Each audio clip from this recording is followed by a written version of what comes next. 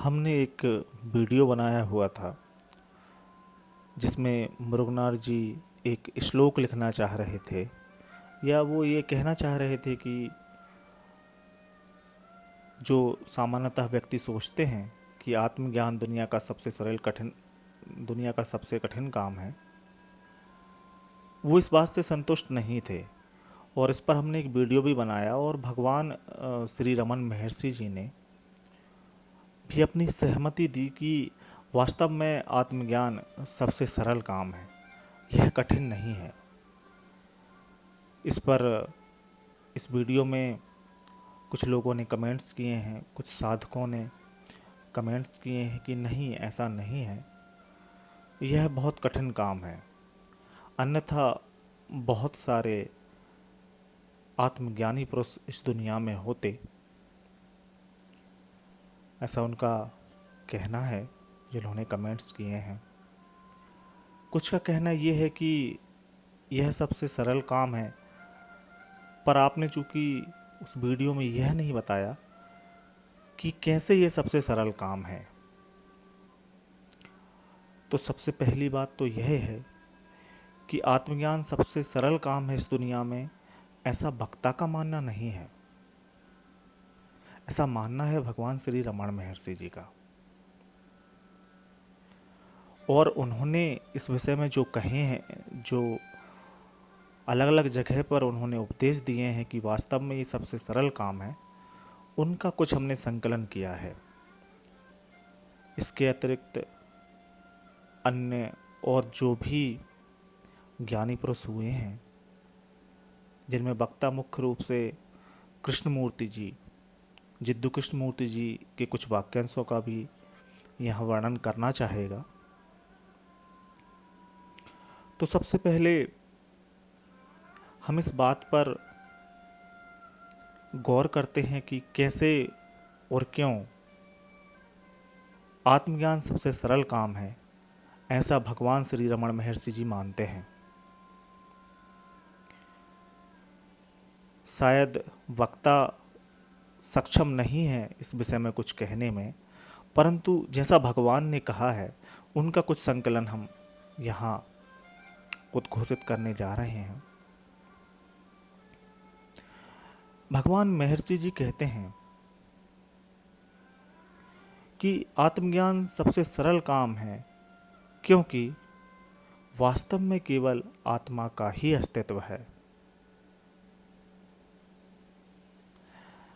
फिर जब वास्तव में आत्मा का ही अस्तित्व है तो हमको आत्मा क्यों महसूस नहीं होती है? उसका सबसे बड़ा कारण है विचार, थॉट्स। थॉट्स लगातार आते रहते हैं और थॉट्स जो हैं वो हमारी आत्मा को ढके रहते हैं, आच्छादित किए रहते हैं। यदि हम विचारों से मुक्त हों,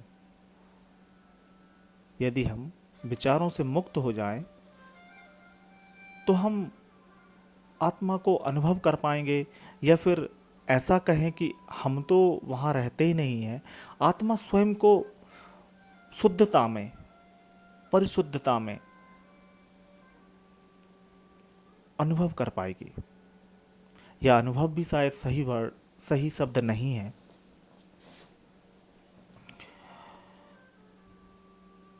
तो आत्मा में स्थित होने का क्या अर्थ है, या आत्मा को आत्मा के देखने का क्या अर्थ है? इस विषय में भगवान कहते हैं कि विचार की वजह से आत्मा हमको महसूस नहीं हो पाती है, उसको अनुभव नहीं कर पाते हैं। और विचारों में सबसे पहले विचार उत्पन्न होता है मैं का विचार। मैं का विचार क्या है? मैं का विचार है आप जो भी देखते हैं, जो भी अनुभव करते हैं, जो भी अच्छा बुरा, गलत सही, आध्यात्मिक अनाध्यात्मिक, ईश्वर के बारे में, शास्त्रों के बारे में, मुक्ति के बारे में, किसी भी चीज़ के बारे में आप जो भी सोचते हैं, सबसे पहले उसे सोचने वाला होता है। तो महर्षि जी कहते हैं कि आप इन विचारों से, आप इन विचारों के साथ मत बहिए, इनको सही मत मानिए। आप जो विचारक है, जो पाने वाला है, जानने वाला है, कुछ करने वाला है, जिसको ये महसूस होता है कि अब मुझे ये करना चाहिए, मैंने महर्षि जी को पढ़ लिया है, मैंने जिद्द कृष्ण मूर्ति जी को पढ़ लिया है, या मैंने अन्य शास्त्रों को पढ़ लिया है, तो मुझे उनके हिसाब से ये अब प्रैक्टिस करनी चाहिए, ये अभ्यास करना चाहिए। आप जो भी अभ्यास करेंगे, जो भी प्रैक्टिस करेंगे, जो भी पढ़ रहे हैं, चाहे वह पुरातन हो या नवीनतम हो, चाहे कोई सा कितना ही महान शास्त्र हो, कितना ही महान ग्रंथ हो, वो जैसे ही ज्ञात के क्षेत्र में आता है, नोन के फील्ड में आता है, माइंड के फील्ड में आता है, जैसे ही आपने उसको समझ लिया, कोई अवधारणा बना ली, कंसेप्ट बना लिया, कोई आइडिया बना लिया, चाहे वह आपको कितना ही पवित्र, कितना ही सत्य क्यों ना लगे, वह सत्य नहीं है। वास्तव में आत्मा या सत्यता, हम जो भी जानते हैं, चाहे वो अभी एक सेकंड पहले जाना हो, चाहे अभी मैं जो कह रहा हूँ इसको आप जान रहे हैं, इसको अपने दिमाग में रखे हुए हैं, मन में रखे हुए हैं, तो यह सब आत्मा नहीं है। आत्मा, क्योंकि देखिए, जो भी चीज़ आप जानते हैं, जैसे आज आपने कोई नया शास्त्र पढ़ा या वक्ता जो कह रहा है इसको समझा, ये अभी अभी आपने जाना है, तो जानना जो है वो समय में आता है। अभी जाना है, कल भूल जाएंगे या नहीं भूलेंगे। जो भी दिमाग के फील्ड में आ जाता है, मन के फील्ड में आता है, मन के क्षेत्र में आ जाता है, वह सब असत्य हो जाता है, क्योंकि वह सब केवल शब्द मात्र हैं। और शब्द जो हैं वो विखंडित होते हैं, विभाजित होते हैं, सीमित होते हैं, लिमिटेड होते हैं। और जो आत्मा है या जो सत्य है, वह अविभाजित है, पूर्ण है, खंड रहित है, असीमित है, अनंत है। इसलिए वह जानने के क्षेत्र में नहीं आ सकता है। जानना हमेशा, ज्ञान हमेशा, जो नॉलेज जिसको हम बोलते हैं, वो हमेशा इग्नोरेंस के साथ चलता है। कोई भी नॉलेज पूरा नहीं होता है। इसलिए जो आत्मज्ञान है वह सबसे सरल इसलिए है क्योंकि आपको कुछ करना ही नहीं है, कुछ जानना नहीं है, कुछ जानने की प्रक्रिया में नहीं लाना है, कुछ करना ही नहीं है, कुछ बनने की चाह नहीं होना चाहिए, कुछ समय नहीं होना चाहिए, निरंतरता नहीं होनी चाहिए। कंटिन्यूटी, निरंतरता हमेशा समय में होती है और सत्य समय रहित है, सारे प्रकार की उपाधियों से, विशेषणों से मुक्त है। इसलिए ये जो सब चीज़ें, जो जानने की प्रक्रियाएं हैं, जो हम जानते हैं, जो हम अनुमान लगाते हैं, स्पेकुलेट करते हैं, ये सब विचार हैं। और विचार या विचारक ही आत्मज्ञान का सबसे बड़ा दुश्मन है। इसलिए विचारक को बिलीव नहीं करिए, विचारक पे विश्वास मत करिए। जो अनुभव करता है, जो फीलर है, एक्सपीरियंसर है, जो नोअर है, उसको पूर्णतः नकार दीजिए। इसी को हमारे अद्वैत वेदांत में नेति नेति भी कहा गया है। जो जो भी नकारा जा सकता है, जिस जिसको हम देखते हैं, जानते हैं, समझते हैं, वह सब नकारने योग्य है, वह आत्मा नहीं है। आत्मा तो वह है, जब इन सब के बाद जो बचता है वह आत्मा है। इसको आप अनुभव नहीं कर सकते हैं, इसके बारे में आप परिकल्पना भी मत कीजिए, इसका आप अनुमान लगाने की कोशिश भी मत कीजिए। जब आप पूर्णतः होते हैं, जो एग्जिस्टेंस है, जो होना है, जो अधिष्ठान है, वह तो हमेशा ही है। तो आपको करने की जरूरत ही क्या है? कुछ भी करने की जरूरत नहीं है। तो फिर आत्मज्ञान सबसे सरल हुआ कि नहीं हुआ? हर व्यक्ति आत्मज्ञानी है।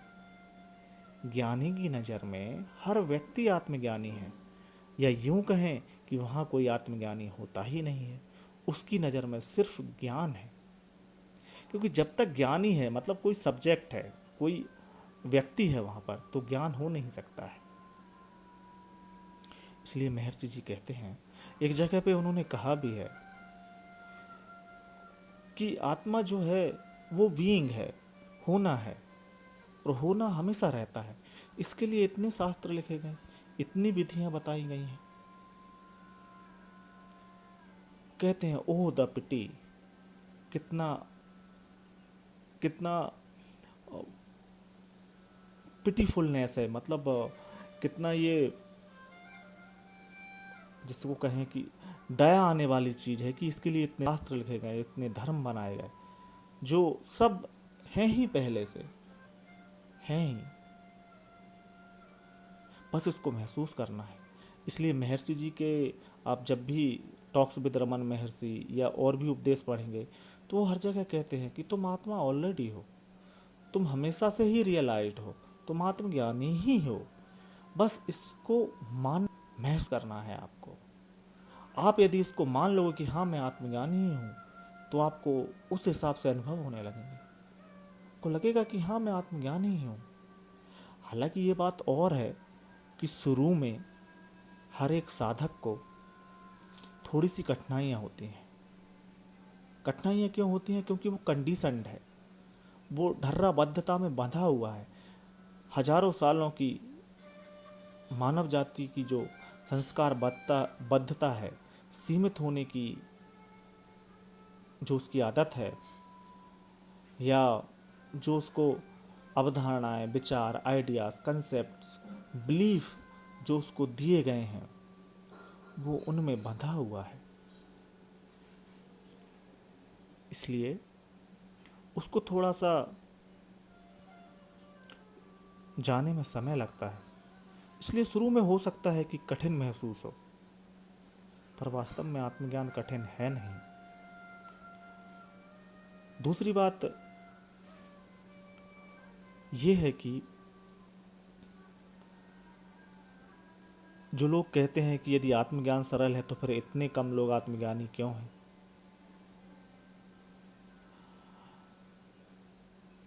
देखिए, कठिन होना और किसी चीज की कमी होना, इनमें अंतर है।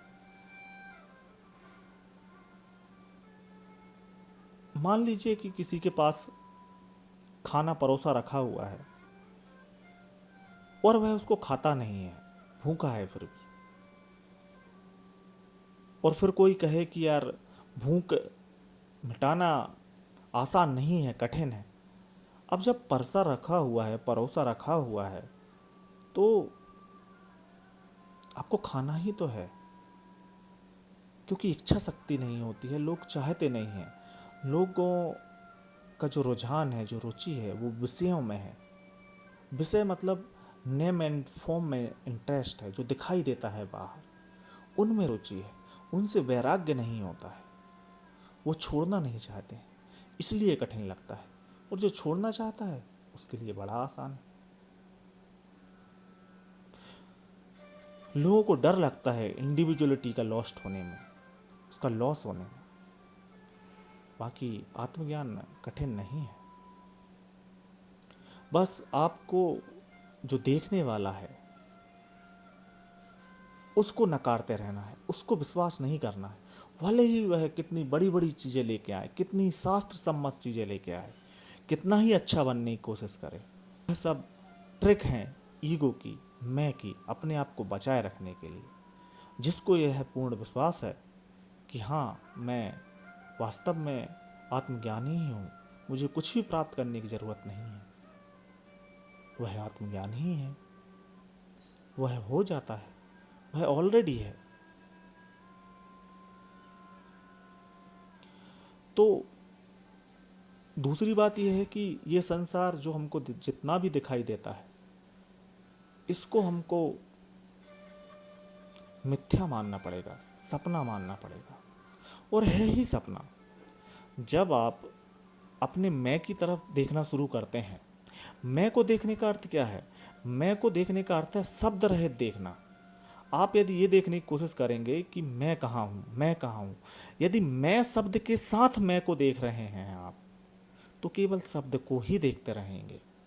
देखने का जो वास्तविक अर्थ होता है, अन्वेषण का जो वास्तविक अर्थ होता है, वह होता है शब्दों के बिना देखना।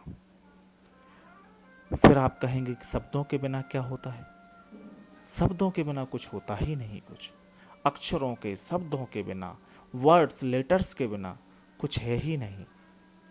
इसलिए नाम रूप कहा जाता है।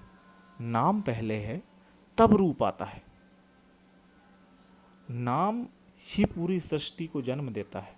विचार भी वास्तव में शब्द ही हैं। बिना शब्दों के कोई विचार नहीं है। और शब्द हमेशा अतीत से उत्पन्न होते हैं, वह वर्तमान में नहीं होते हैं।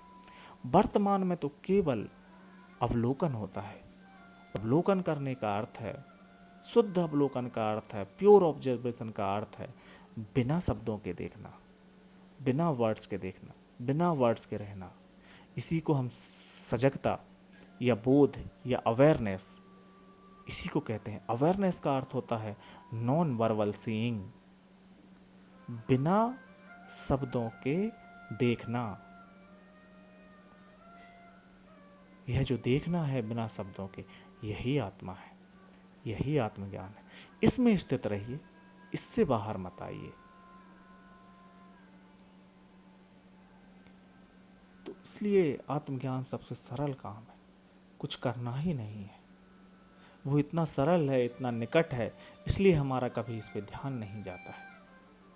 दूसरी चीज़ है कि हम आत्मज्ञान को या ब्रह्म ज्ञान को एक बड़ी उपलब्धि के रूप में देखते हैं, बड़ा कुछ मिलने के रूप में देखते हैं। महर्षि जी भी कई जगह यही कहते हैं कि आदमी सोचता है कुछ लाइट के समान कुछ आएगा, कुछ बड़ा हो जाएगा। ऐसा कुछ भी नहीं होने वाला है। यह सिर्फ होना है, बहुत साधारण होना है, बहुत छोटा होना है, पर इसका बहुत आनंद है, असीमित आनंद है। इसलिए आत्मज्ञान सबसे सरल काम है। मुक्त होना, मुक्ति चाहना, ईश्वर को पाने की इच्छा रखना, अच्छा इंसान बनने की कोशिश करना, सद्गुणों को अपने अंदर लाने की कोशिश करना, कुछ भी करना, कुछ भी जानना, कुछ भी समझना, ये सब माया के ही खेल हैं। आप सबको नकारते जाइए, किसी में भी विश्वास मत कीजिए। फिर जो बचता है वही आत्मा है।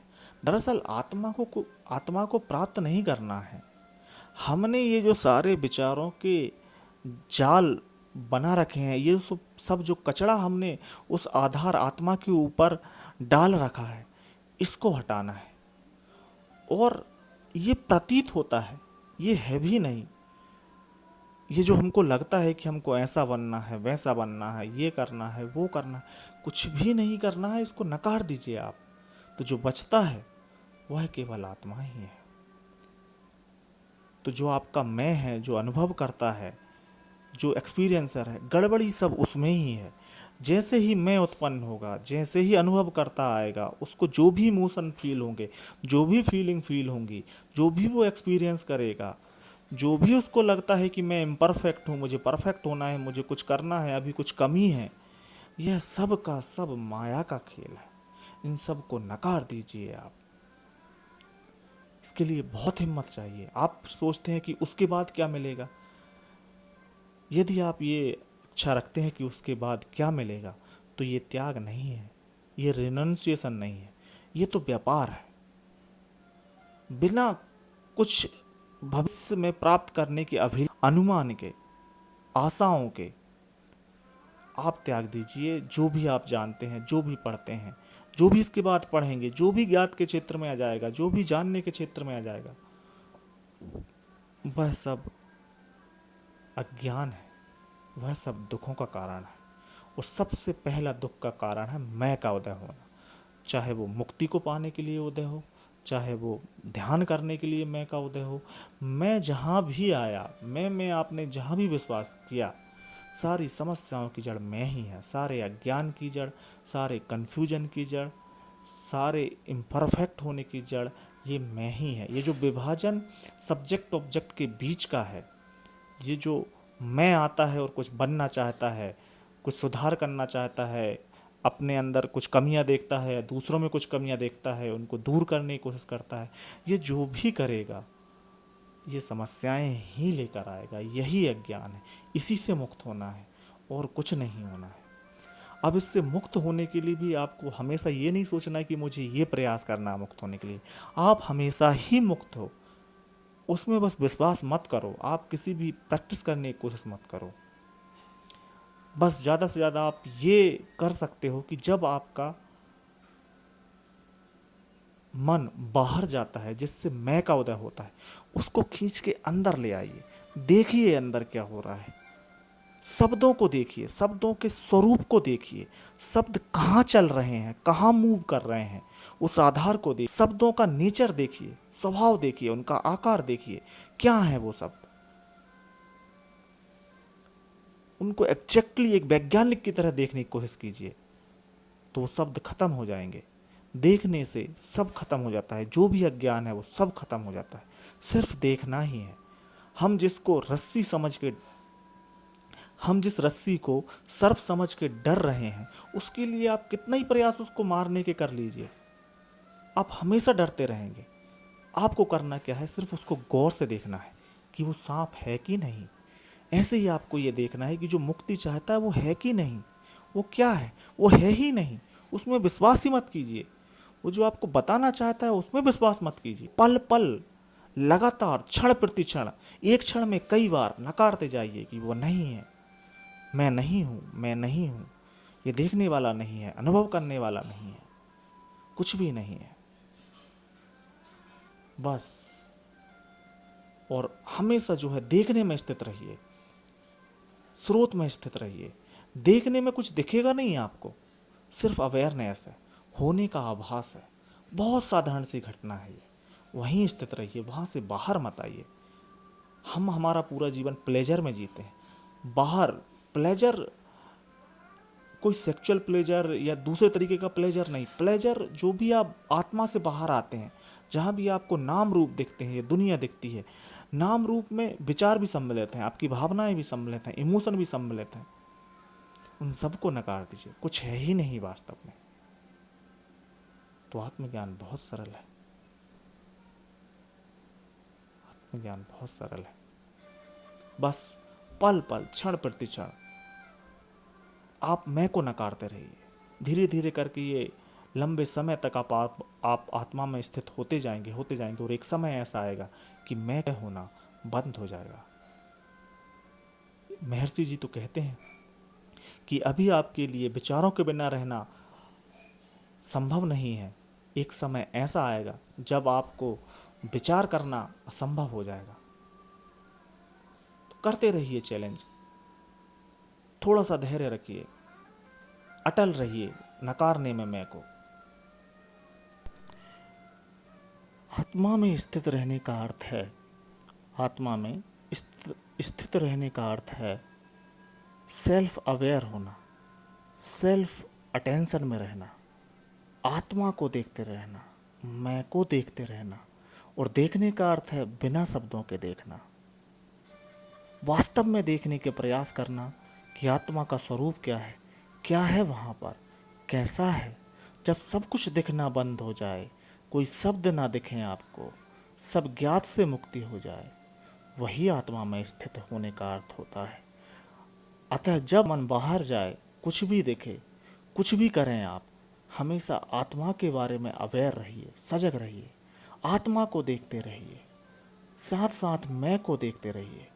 और मैं को जब आप देखते हैं, जब हम मैं को नहीं देखते हैं, तब वह ईगो होता है, अहंकार होता है, कुछ और दिखता है और तमाम दुख पैदा करता है। और जैसे ही हम मैं को देखना शुरू करते हैं, स्वयं को देखते हैं, तो वह अहंकार आत्मा में परिवर्तित हो जाता है।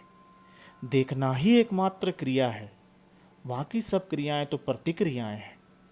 देखना सबसे महान क्रिया है, वास्तव में देखना अकेला ही क्रिया है। इस दुनिया में यदि कोई एक्शन है तो वो सीइंग है, परसेप्शन है। और परसेप्शन कौन सा? नॉन वर्बल, बिना शब्दों के देखना, बिना कंसेप्ट के, बिना अच्छा बुराई के, बिना निंदा किए, प्रशंसा किए, जस्टिफाई किए, आइडेंटिफाई किए, ऐसा देखना ही वास्तव में देखना है, तो हमेशा सेल्फ अटेंशन रहिए, मैं को देखते रहिए। मैं या अहंकार एक ऐसा संकेत है जो हमको वास्तविक स्रोत में, आत्मा में ले जाता है, एक गाइड के रूप में काम करता है। इसलिए हम अहंकार को देखते हैं तो हम आत्मा में पहुंच जाते हैं, और जो उच्च अवस्थाओं में साधक रहते हैं वो सीधा स्रोत में पहुंच जाते हैं। उनको मैं को देखने की भी ज़रूरत नहीं, उनको मैं कौन हूँ ये पूछने की ज़रूरत नहीं, वह सीधा स्रोत में पहुंच जाते हैं जहाँ कुछ भी घटित नहीं हो रहा, जहाँ साधारणता, सामान्य रूप से होने का भाव है। इसलिए क्षण प्रति क्षण जैसे ही मन आपका बाहर जाता है उसको अंदर खींच के लाइए, सेल्फ अटेंशन में रहिए, सेल्फ अवेयर रहिए।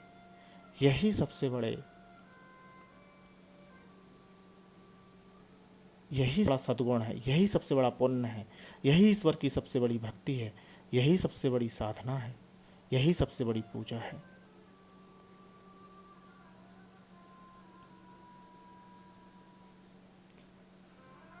और ये कोई बहुत मुश्किल काम नहीं है सेल्फ अटेंशन में होना। मन हालांकि बार बार बाहर जाता है, मन आपका बाहर जाए तो आप अपने आप की निंदा मत कीजिए, कोसिए मत। ऐसा मत देखिए कि मुझे अब हमेशा कंटिन्यूसली सेल्फ अवेयर रहना है। क्षण में सेल्फ अवेयर रहिए। आप कंसेप्ट मत बनाइए, आप प्रैक्टिस करने की कोशिश मत कीजिए, आप विल पावर मत बनाइए कि मैं अब हमेशा सेल्फ अवेयर रहूँगा, सेल्फ अटेंटिव रहूँगा। बस आप इस क्षण में सेल्फ अटेंटिव रहिए। आप निरंतर के बारे में मत सोचिए, आप हमेशा के बारे में मत सोचिए, आप सिर्फ इस क्षण में सेल्फ अवेयर रहिए। आप एनालाइज मत कीजिए, आप नॉलेज को इकट्ठा करने की कोशिश मत कीजिए। आप इस क्षण में देखिए, हमेशा देखते रहिए, क्षण प्रति क्षण देखते रहिए। पहली बार में ऐसा संभव नहीं, कई महीने, कई साल लग सकते हैं इसमें, लेकिन आप देखते रहिए, धैर्य रखिए, इस क्षण में देखिए। यही क्षण मात्र महत्वपूर्ण है।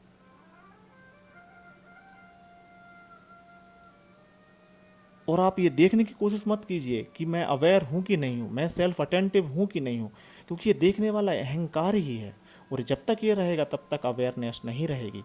जिद्दी कृष्णमूर्ति जी कहते हैं, when I am aware that I am aware, I am not aware, because awareness means the absence of observer.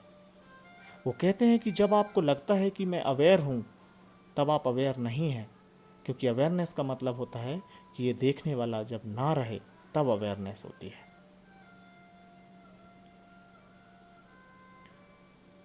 इसलिए non verbal seeing, that is the main thing. Words को देखिए, उनके आधार को देखिए, वर्ड्स कहाँ चल रहे हैं वहाँ स्थित रहिए। शुरू में थोड़ा मुश्किल लग सकता है, लेकिन थोड़ी देर में आपको बहुत आनंद आने लगेगा, आप वहीं रहेंगे। विषयों को विष के समान त्याग दीजिए, ऐसा अष्टावक्र जी जनक जी को कहते हैं। विषय मतलब जब मन बाहर जाता है, खींच के बार बार लाइए। बस यही करना है आपको, और वास्तव में ये करना नहीं है। इसलिए आत्मज्ञान सबसे सरल है, आत्मज्ञान से ज़्यादा सरल कुछ भी नहीं है। इसलिए महर्षि जी कहते कि आप आत्मज्ञानी ऑलरेडी ही हो, सभी आत्मज्ञानी ऑलरेडी ही हैं, कुछ नया इसमें करना नहीं है। ओम नमो भगवते श्री अरुणाचल रमनाय। वक्ता एक बात और कहना चाहेगा कि भगवान श्री रमन महर्षि जी ने कहा है कि अरुणाचल पर्वत जो तिरुवन्नामलाई में स्थित है वह साक्षात भगवान शिव का स्वरूप है। तो यदि आप वहाँ जा सकते हैं, आपके पास जाने की संभावनाएं हैं, पास साधन है, पैसा है, इतना भारत में रहते हैं या बाहर से भी आ सकते हैं, तो ज़रूर एक बार आप वहाँ जाइए। क्योंकि महर्षि जी कहते हैं कि यदि कैलाश भगवान शिव का निवास स्थान है तो अरुणाचल पर्वत स्वयं भगवान शिव हैं। ओम श्री अरुणाचल रमनाय।